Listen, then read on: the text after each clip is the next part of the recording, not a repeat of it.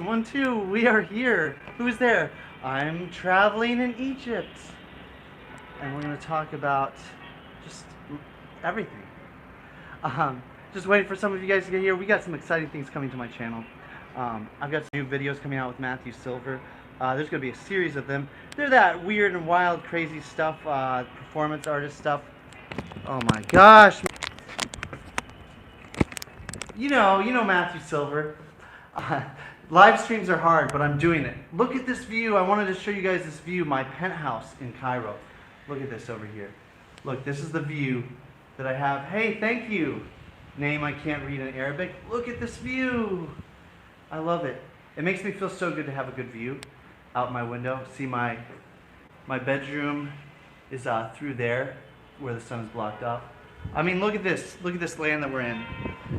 I'm in Egypt, and I'm here taking my weird stuff that's in my head, my creativity like this, and freaking out the Egyptians with Grandpa, in the car. His head rises slowly up, and he looks around, and I push him down.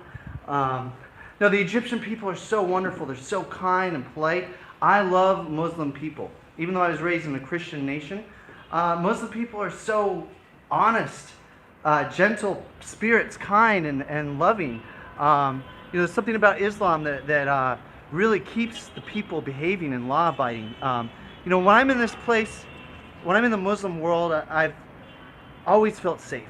I've traveled to Morocco, Turkey, Palestine, Qatar, and now Egypt, and I love it. I love going to foreign places. You learn so much. So it's crazy. These rooftops they're like an ecosystem for cats. Let's see if there's any cats. A sauna. Look at this, it's a sauna. But look at that. Look at the view out the window. The sauna. That's pretty cool. What's crazy is that these rooftops turn into like a dumping ground. I don't know if you can see that, but people just dump on their roofs, right? That's the one downside to the developing world, is that, well, there's not as good of garbage collection. There's actually a slum up on the rooftop. I might be in a penthouse right now, but when Egypt had its economic collapse, well, they took a lot of very nice, beautiful looking buildings, like here, check this out. Look, see, they took a lot of nice, beautiful buildings and let them get derelict, and then people started to build slums up on the rooftops, which is kind of interesting. There's a slum on this rooftop. I'll go and show it to you guys in a second. Let me see if I can get some power. I hate it when my phone dies and I'm trying to talk to you guys. So there's going to be all these awesome travel videos coming out of Egypt. Isn't that exciting, guys? Really quick, I'm going to take 2 questions and I'm going to show you guys up onto the slum that's up on the roof. And we'll even go into the depths of this building, which is like some crazy stuff from like Star Wars or something like that. So I hope everybody's doing good. I have fans from Egypt that are on here. Hey Ross, hey Vishnu, namaste. I'm saying hello to all of you. Thank you guys for tuning in. I'm about to show you guys the really amazing rooftop and just kind of what happens in Egypt. I don't know. They have a wild animal market. Stay safe from the coronavirus, guys. But there's a wild animal market where they sell owls and hawks and all kinds of exotic animals like monkeys and all this stuff. And we are thinking about buying a falcon from the market to let it go up on the rooftop here. Because look, I mean, I'm sitting down and I get this view every day. Shouldn't I share it with a bird of prey? So, okay, we can answer one question, guys, and then we're gonna go explore. Any questions? So it's really fun. I've been in Egypt. There's gonna be some funny videos of me tripping out the Egyptian people because, well, they don't have a tradition of magic here. They don't have magicians really. It's a simpler kind of life. A lot of Egypt is very agrarian. It's the Nile River Valley. it's simple people. So I've been going out to these rural areas and levitating for the people and really tripping them out and blowing their minds to the possibilities. Oh my gosh, look what I found. We've been finding weird rocks. Look at that. Look at this. I thought it might kind of look like a figurine at first, like we found it in the temple. We've been going to all these Egyptian temples like Luxor and Sarnak. We've been going to the pyramids are really amazing. I'm going to try to levitate at the pyramids. They wouldn't let me. I started trying to levitate and they kicked me out. They kicked me out for levitating all over the place. Oh yeah, we've visited like so many of the pyramids, like the Bent Pyramid, the Median Pyramid. There's all these pyramids that people don't know about. There's even pyramids down in Sudan. I hope that this is working. So yeah, we're going to watch the sunset, and I hope that the call to prayer happens while you guys are here, because the call to prayer sounds really, really amazing. You know, here in Egypt, it's crazy because people love me for being different than them. They love foreigners, right? They love hearing another language being spoken. People ask me, "Oh, where are you from? What language is that? Oh, I love foreigners. Oh, welcome to Egypt." I learned how to say welcome to Egypt in Arabic. Wait, it was Malhef. It's like something fi Mosi. And so I go up to Egyptians and I say to them before, well, I don't go up to them. They come up to me and they say, "Hello, where are you from?" And I tell them, and then I say, "Welcome to Egypt" to them before they can say it to me. It's just really sad. I'm really kind of embarrassed right now about America. Because in America, everybody says, well, not everybody, but there's a large portion of the population that say, if they hear another language being spoken that's not English, they go up to the stranger and they say, "We speak English. This is America. We speak English. If you can't learn it, go back to where you came from." Right? All over the world in these other countries, people hear me speaking a foreign language. And they say, "Oh, where are you from? You're from another country? Oh, we love foreigners. Welcome to my country." Right? It's really amazing the kindness and the hospitality that I experience in other places. And I don't know, it makes me kind of wonder, where are we headed, America? Okay, guys, are you ready? Are you ready to explore? Okay, I see cubic. Nice. Okay, here we go. We're gonna show you stuff, you know, because we're tripping out the people of Egypt with Grandpa's head. Okay, so there's some really crazy things to explore in Egypt. You know, there's crazy ancient cities, so many things, but there's a lot of trash and garbage, which I don't mind the trash and garbage, except when you look down here. I'm going to show you this. You look down there. I don't know if you guys could see that. All the way at the bottom there. It's dark. Okay.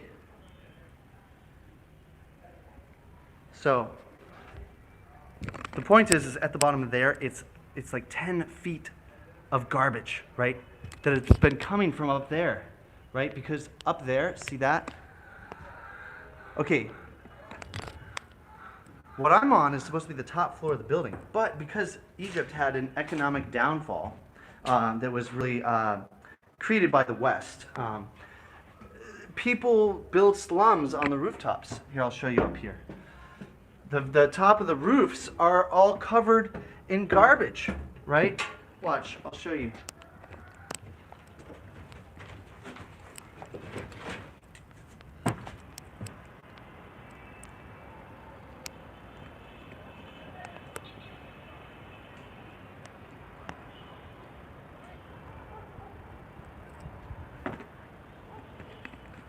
Look, see, there's even chickens. Oh, how is that? Can you guys see that? Look, see, garbage. Garbage. Ooh, look at that sunset. Garbage. Okay, here we go. We're going back down.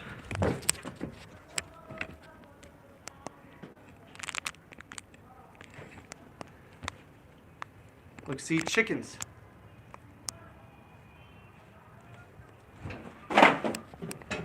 here we are. Okay, you can see those. So yeah, this is the crazy downside to being a developing country. Is that, well, there's a lot of garbage problems. There's problems with clean drinking water. That's what my friend Jeff, who owns this flat, is actually trying to solve. Is he's trying to make it so that there's clean drinking water for all these poor people that live out in the rural areas, because the problem is that people drink that dirty water and then it messes up their intestines, their stomach, really, really bad, right? To where they can't, their intestines can no longer digest nutrients, as much nutrients, right? They're only able to metabolize like 50% of the calories and the nutrition they eat, because they've had these horrible stomach and intestinal viruses from when they were children, right? So my friend is trying to revolutionize the safe drinking water here in Egypt. He's trying to create a better for people out in the local areas to treat their own sewage. So that's the work he's doing. Oh my gosh, look at the sun. Can you guys see it?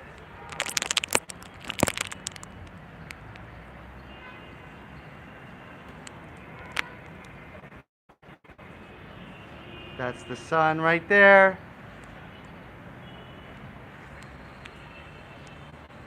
So yeah, you can see how people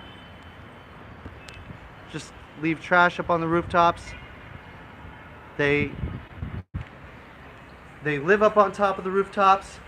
You know, it's actually more dense here, more densely populated than it is in New York City, even though there's fewer tall buildings, right? So, you know, I don't know if you can tell, but, you know, the buildings are moderately high. Like in this area of downtown, the buildings are on average like 12 stories tall. I'm on the 12th story right now. So yeah, this is live and you guys can talk to me. I'm just getting my tripod in order so that I can talk to you guys. Oh my gosh, it's going to be a wonderful sunset. I'm really, really happy right now. You guys are my secret of happiness, actually.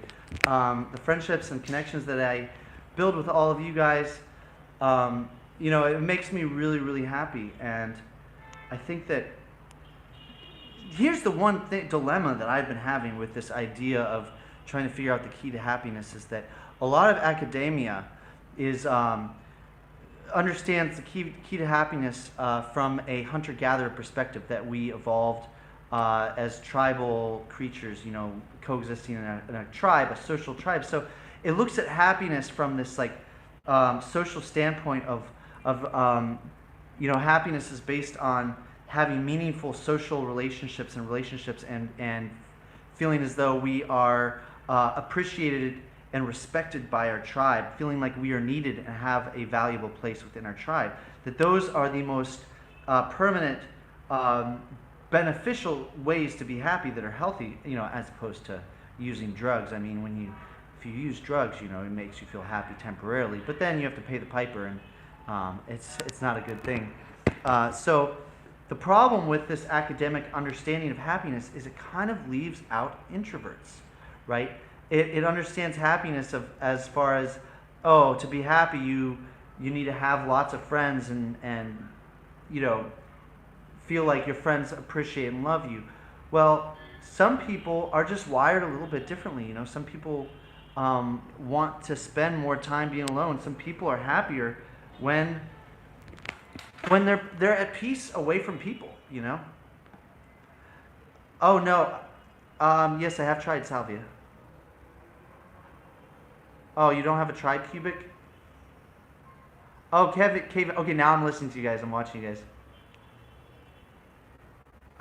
Okay, so my business in Egypt is, I have a friend who's a dear friend of mine for 12 years, Jeff Gawad, who lives here. This is his flat, and you know, I'm just here experiencing it.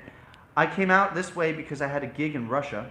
I performed for one of the richest men in Russia. It was a really nice gig, you know. It was a very nice green room in Sochi, Russia, which is where the Olympics were. It's the playground for rich Russians. It's actually really nice climate, right along the Black Sea, because the Caucasus Mountains are very tall and they keep the cold air from coming to the north. So it's actually very temperate. There was palm trees in Russia, but then snow up on the tops of the mountains. So I perform there, and I not come to Egypt while I'm here, and see the pyramids and experience the culture because, well, I love foreign cultures, and I love Muslim people. Muslim people are so nice and kind. Here, watch. Look at this freaking sunset. Isn't that amazing? Oh, wow, Cubic, you're an 8-year-old. Well, hey, check it out. If you're 8 years old, you have so much time to learn and grow and make friends, I didn't have very many friends when I was 8 years old. I dated a girl who was the ultimate introvert. She could only have 3 major friendship relationships in her life at one point in time. If somebody else tried to be friends with her, one of her friends would get pushed out. Like, she only had the mental energy, the mental social energy to handle 3 friends at one time, and I was her boyfriend, so I was one of them.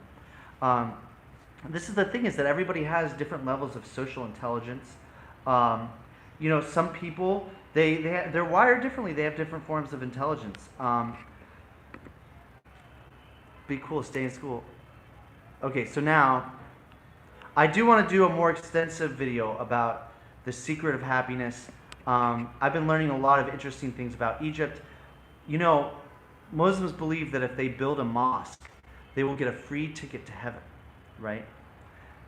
The funny thing is that causes all these guys that get a little bit of money to just build a really crappy mosque somewhere. So all over the countryside, you'll see these tiny little crappy mosques that not that many people use. And a lot of times it's just some guy wanted to ensure that he was going to get into heaven, so he built a mosque. It's kind of funny. But there's a truth to being said about spirituality and happiness. We can be happy and spiritual at the same time. Spirituality is the best way to be happy.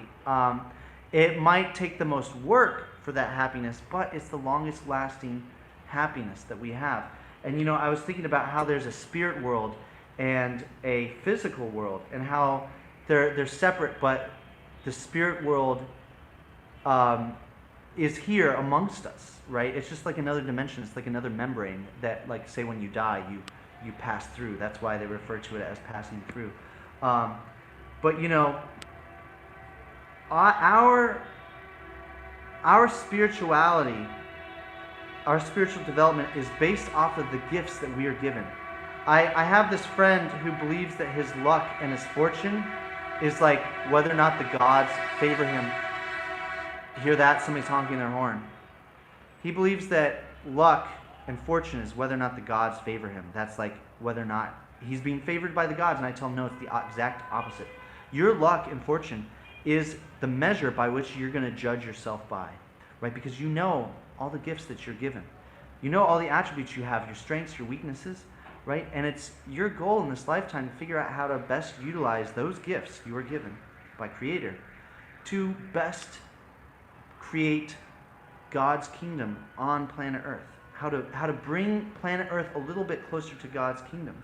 So in that respect, building a church or building a mosque will get you closer into obtaining the presence of God, right? That's our goal. We're not going to actually fully become one with God, but we want to attain the presence of God. And so yes, building a mosque, building a church, if people use it and pray and worship, and it brings planet Earth a little bit closer to being heaven, then that helps you get into heaven, if that makes sense. So yes, that's how doing good actions, helps with your spirituality. But look, I want you guys to check this out. The sun is doing something really cool for us right now. See that? You see that? See that?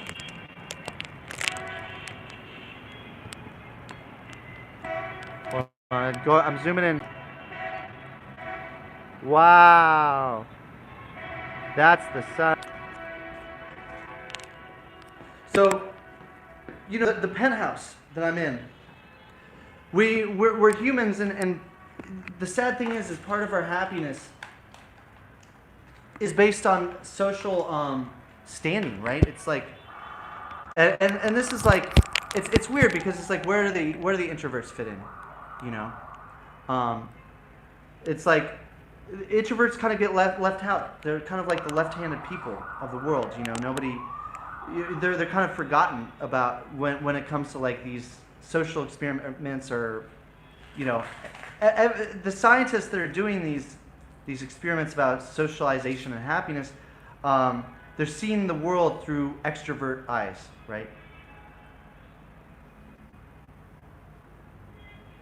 Oh, the sun, I'll tell you, Cubic, the sun is red because we are farther south in the hemisphere, and because the Earth's light is bending around all the atmosphere that's up in the sky.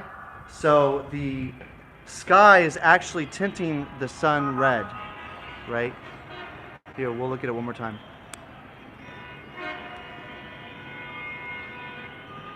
Pretty crazy. Oh, look, there's people down there. Oh, look, there's a cat up on the roof. You guys see the kitty? There's a kitty up on the roof. I love it. Yeah, it's just weird. You know, there's so much life here. But yeah, humans are hierarchical animals, right? Let's see. Just sorry to be on tangents, but those up there, people live up on the rooftop. There are slums on pretty much every rooftop in Cairo. You know, where they could build a slum up on the rooftop to collect some more rent, or house some more people, they did. So here's the problem is that, well, the other thing guiding what makes us feel good is mating. You know, we want to propel our genes into the gene pool, and that's where human hierarchies come from, is, you know, who can impregnate the most women, who can attract the most mates. And that's honestly directly tied to social standing, right? We are animals, and animals create pecking orders. They create hierarchies of subordinates and dominant people, and people that are, you know, have power over other people. And you know, this is an aspect of human nature, and people, you know, people are always going to be trying to exert power over other people, and you know, use other people for their own selfish interests. So this is one of the human dilemmas, is that these kindness and alliances, and it doesn't take a genius to realize that a community that is giving and loving and cooperating, and has good social ties and you know, pride, and takes good care of their kids, you know, that society will be a happier society, that there will be more peace and love going all around. But at the same time, sometimes good qualities like being kind and nice get exploited for politics, to gain social standing, to manipulate other people. So it's weird. It's like we live in this world that where we can lie, where we can be disingenuous. And it's honestly my belief that in the next world, there will not be the ability to lie. Oh, okay. Ahmad asked me, what are my thoughts on atheism? I will answer that. And the earth is not flat. I'm sorry. So finding happiness is such a weird thing, you know. There's a lot of hang-ups that we can have, and I think as we get older, we are slowly trying to learn how to not care about what other people think about us.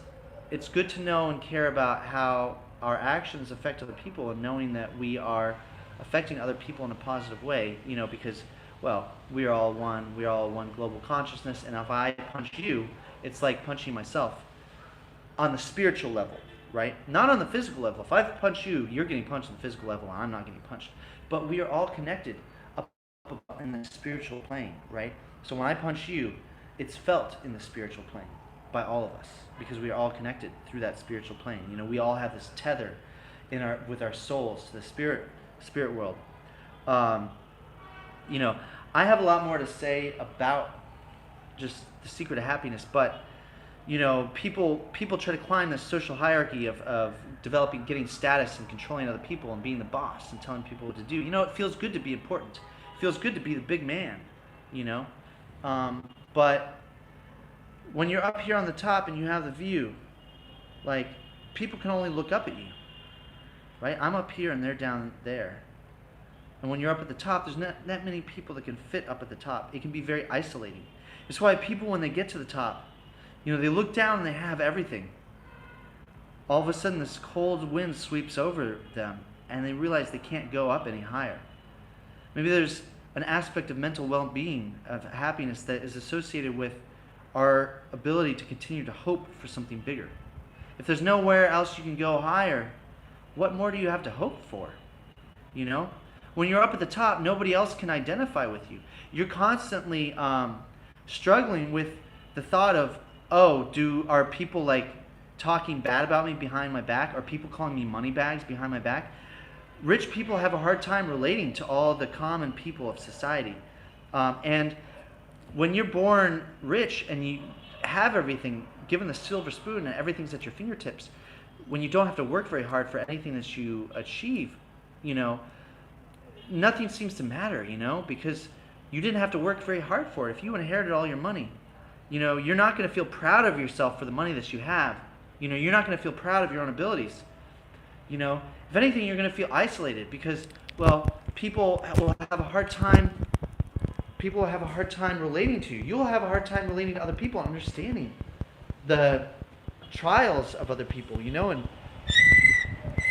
it seems like being able to relate to other humans, being able to share in camaraderie in this human experience is one of the most permanent, long-lasting aspects of happiness.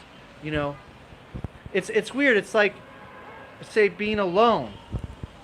There's a difference between being alone and being lonely. You could be alone and not feel lonely. You could be surrounded by thousands, 100 people and feel alone. Oh my gosh, the call to prayer is starting in a second. Sorry, I'm just trying to find my robe. Look, see, I got my No Levitating Loud shirt on. You guys can purchase this shirt if you want, Message me, ask me how to get one. I'll send it to you. Actually, it's on the YouTube channel. I made those shirts specially for you guys. Let's see. So this is the rest of the house that I'm in right here. And oh my gosh, it's so dark, guys. It's so dark. Oh my gosh, this room is scary. There's all of these. Oh no, to the no. Look, this is the hallway to get here, right? Look, see, we can look down all the way down there. Look, see, there's creepy stuff in this building. I'm going to show you guys the basement at some point in time. Look, you could go all the way down there. Look, see, slums. Slums on the roof. Snakes on the plane, slums on the roof. Yeah, I'm on the penthouse, but it's crazy because actually the poorest people live in the penthouse. Oh, here we are in this room. Look at this. It's kind of trippy the way these lights are. These are Egyptian lights. Cast the shadows. Yeah, it's like in the developing world, what you'll find is that a lot of times the poor people end up with the best views because the areas that have the best views are also devoid of services. Okay, so the hillsides, there's no running water, there's no electricity up there, so that's where the poor people have to settle. But they end up getting this really amazing view from it. Oh my gosh, I think the call to prayer is happening. Oh man, I love the sound of the call to prayer. When you are in the Muslim world, you hear this like 5 times a day. They pray 5 times a day. It's one of the reasons why I think they are so law-abiding here in Egypt and the Arab world, the Muslim world, Muslims. They're very nice people. I've been to Morocco, Turkey, Palestine, Qatar, now Egypt. Okay, you guys want to see the rooftop of the rooftop? I will take you. Guys, over there. But wait. Look at that. You guys hear that?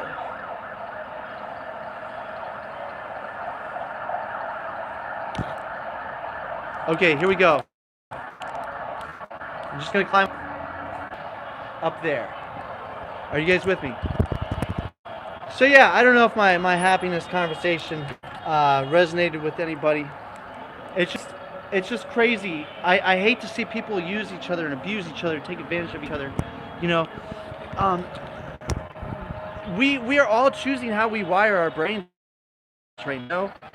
You can get off on anything you want to get off on, you know? Some people start to get off on torment others. Some people enjoy torturing other people. That doesn't mean that it's human nature. It's just that these people started to make choices when they wire their brains differently, to seek happiness off these things that shoot. It's lagging. How's that look? The edge? Well, just look. Okay, guys. I just wanted to show you how way around the building.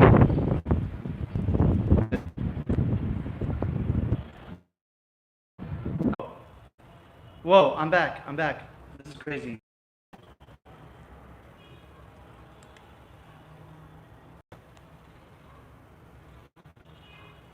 Okay, sorry guys. I just wanted to answer the last final question. We got to a laggy spot. About atheism.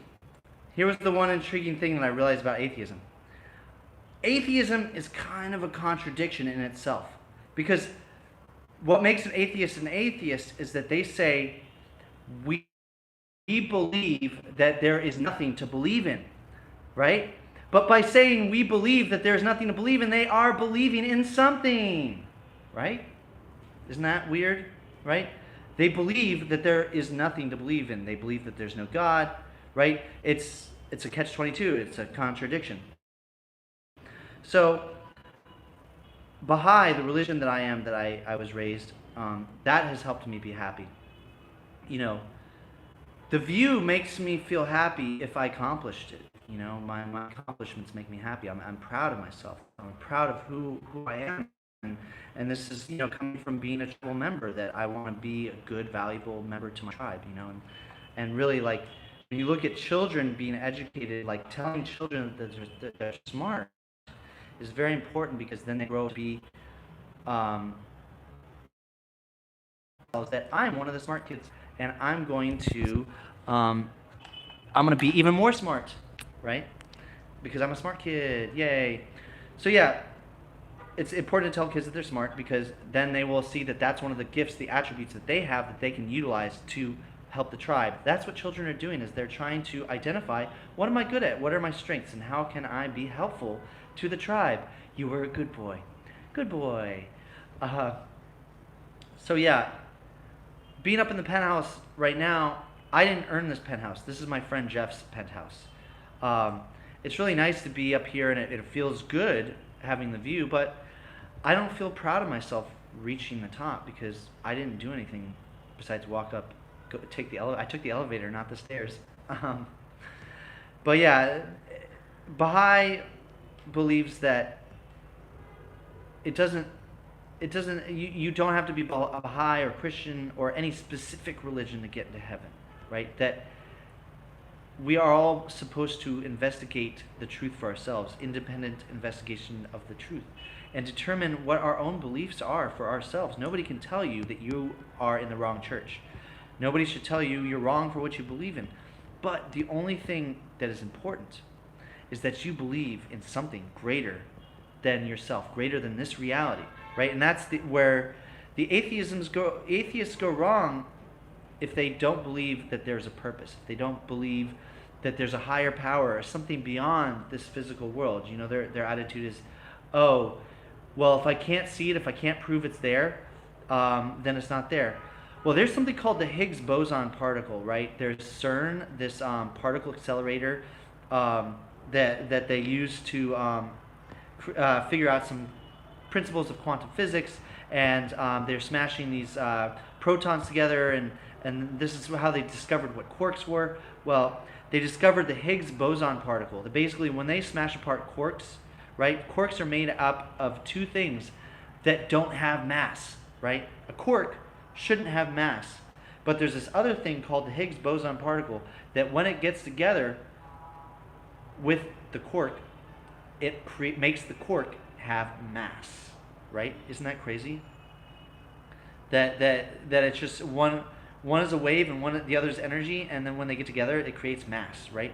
Maybe the Higgs boson particle is the evidence for the spirit world, for something else, right? So I feel bad for atheists. It's important to give yourself that extra edge of believing that there is a purpose, there is a point. Because when you go to bed thinking that you did the most that you can for the greater purpose of existence, that you fulfilled your destiny for some greater purpose, it makes you feel better, If, I don't know, just living life thinking that we're just sleeping, eating, and reproducing, it's kind of a sad existence, honestly, But to feel like, oh, we're working, striving to create heaven on earth, that gives us something to hope for, something to shoot for, It gives us I think it would make somebody happier, give somebody a better edge in life, And so that's why I believe it's important to believe in something, anything. Call it a rock, call it Boobizilla, fantastic, rumptuously dumptious shit on my butt, whatever you want. God loves to play. Play, the root of learning. The root of play is learning. Anyways, guys, if I missed some of your questions.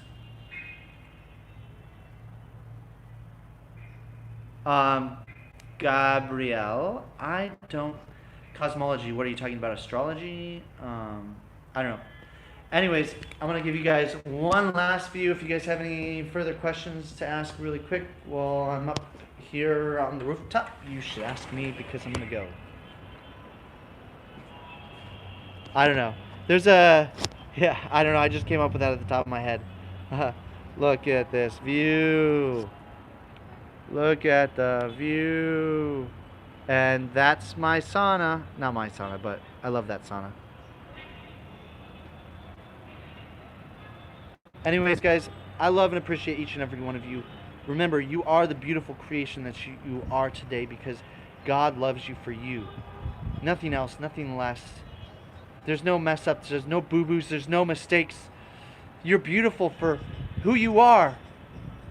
And that's a gift to the world that is you, that Creator created. Thank you for the gift that's you. Keep it going, keep it bright.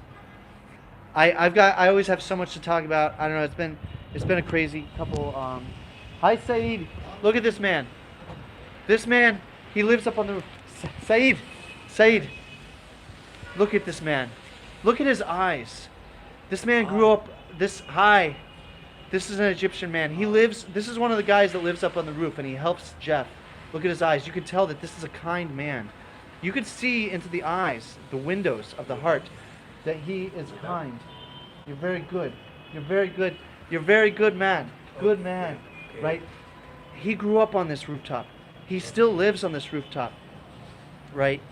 He's a humble, simple man, and he helps Jeff. Jeff is a hydrologist here working in Egypt, helping with building wells for agriculture. They're turning the Sahara Desert into agricultural fields, actually.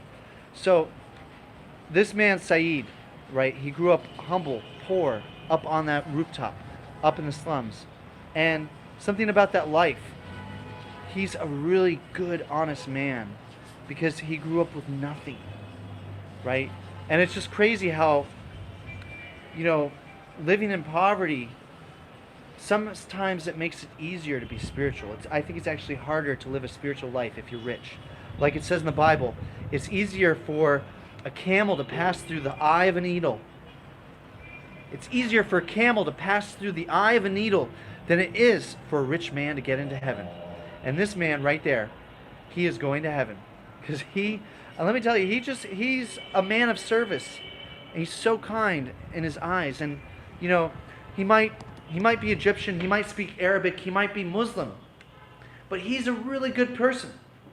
So don't let the corruption that is other religions make you discount other humans.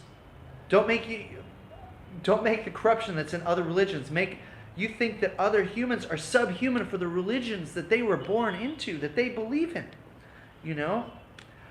I don't get it. It's like if all the religions are saying, oh, our religion's the only right religion and all the other religions are wrong, it's kind of like everybody's saying, everybody else is crazy except for me. You know, if somebody says, everybody else is crazy except for me, well, I'd be a little bit skeptical of that, right? Wouldn't you? I'd rather go with a religion that's not calling everybody else heathens and not saying you're going to hell if you don't follow our religion. So the Arab world, Muslim people, that's one of the things that I want to try to accomplish from doing shows over here and having a connection, a link over to the Muslim world, is I really want to show the West that Muslim people are some of the kindest, gentlest spirits that you could ever meet. Law-abiding, like I could leave my wallet out on the table in a restaurant and it would not be taken away. Like, they do not steal here, right? Just the best freaking people, you know? And it's not what you hear in these right-wing, like, Christian hate groups that are saying, oh, Muslim people will kill babies and all this stuff. They've created so many lies about these people, you know? And I really want to expose the West to the kindness and generosity and love that is here, and help people see that, hey, we are all just humans, just like you, you know? We're not that different, you know? Don't be scared, you know? Don't be scared of somebody because they're different than you, you know?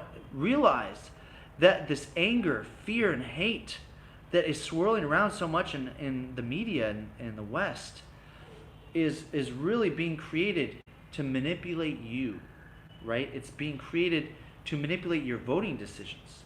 It's being created because when you vote based on anger and fear and hatred, you're going to make an ill-informed decision, right? You might be a poor person voting for the interests of the rich. You might be a poor person voting for the tax cuts of the rich. But because you're sitting there fuming, saying, immigrants took my jobs. Immigrants took my jobs. No, dude, a robot took your job. Like, are you working in the farm? Are you working in the fields picking cabbage? Like, is that the job they took? I don't know. Like, when people sit and fume and get distracted by who they hate, it would cause them a poor man, to vote for tax cuts for the rich and for his tax to increase if he's poor. You know, there was this saying by Dwight Eisenhower, if you make a poor white man think he's better than the richest black man, then you can make him agree to be getting robbed. Then you can make him agree to getting robbed, right? Realize when the media is using hatred, fear, and anger to manipulate you into making a bad decision. That's what I'll leave you guys with. I started the political talk and I lost some people, you know, with that, because maybe I struck a chord with somebody saying, wait, he's talking about me. Anyways, guys, I love all of you. I appreciate all of you. Thank you guys for taking the time to stick with me with all the laggy, bad connection stuff going on here. I appreciate each and every one of you. Right now, it is 6 p.m. here in Egypt, or sometime around there. I love each and every one of you. You guys are beautiful. You guys are perfect. Stay tuned for more weird videos. And hey, if you guys want, look, I've got this T-shirt on. It says no levitating allowed. Right? Let's see. Can I show it? Can I show it off? Be sure to check out more of my videos. There's all kinds of videos, new videos coming out of my travels in Egypt, me freaking out the Egyptian people. Look at that. No levitating allowed. Get your T-shirts. I appreciate all of your love and support. And hey, if you guys want to, leave a tip or donation to my PayPal or, I don't know, Patreon, I mean, we're all just trying to survive here. And it feels good to give. And I appreciate each and every one of you. And someday I'll perform a free show for you. Life is amazing. Life is beautiful. Count your blessings and stay healthy out there, man. Watch out. We're seeing Mother Nature taking its vengeance on our insolence. Goodbye. I love you. How do I end this? Go away.